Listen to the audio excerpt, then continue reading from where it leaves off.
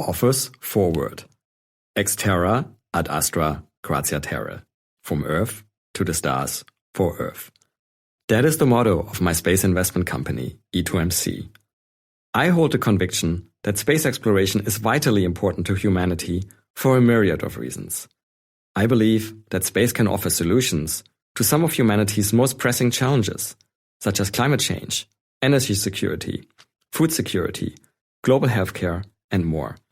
Beyond developing the necessary technologies, space has the potential to provide inspiration for a diverse and talented humanity to strive towards and construct our best possible future.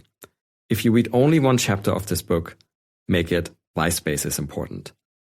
But make no mistake, the former Wall Street professional in me is also convinced that space will present significant economic opportunities.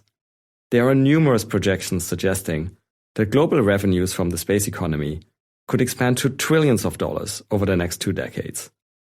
The accuracy of any specific projection is of less concern to me than the macro drivers, which I will discuss in this book, that support my belief in the sector's growth for decades to come.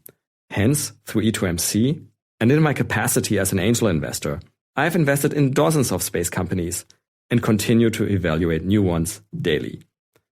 Nonetheless, I believe we are still at the nascent stages of the space economy's development, irrespective of the occasional, sensational news headlines about large financing rounds or, in recent years, so-called SPAC mergers.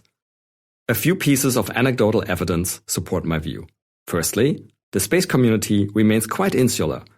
You tend to encounter the same individuals at major space conferences, although there has been a recent influx of outsiders. Secondly, this insularity is mirrored in the business plans we receive at E2MC.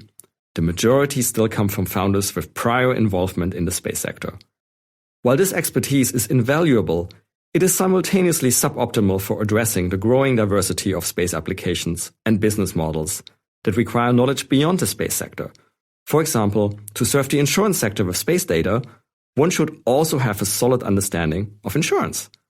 Thirdly, awareness about space, its trends, drivers, business models, and so forth, is still quite elementary among those outside the space sector, including large corporations from non-space sectors that could benefit from space technology. There is no cause for alarm.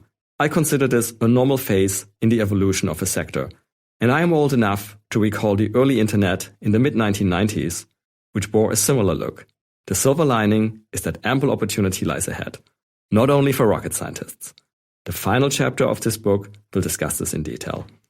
This is also why I have written this book and why I engage in other outreach activities, such as teaching at universities, online, and hosting the Space Business Podcast, to spread awareness about the immense importance and opportunities that space represents to the broader public.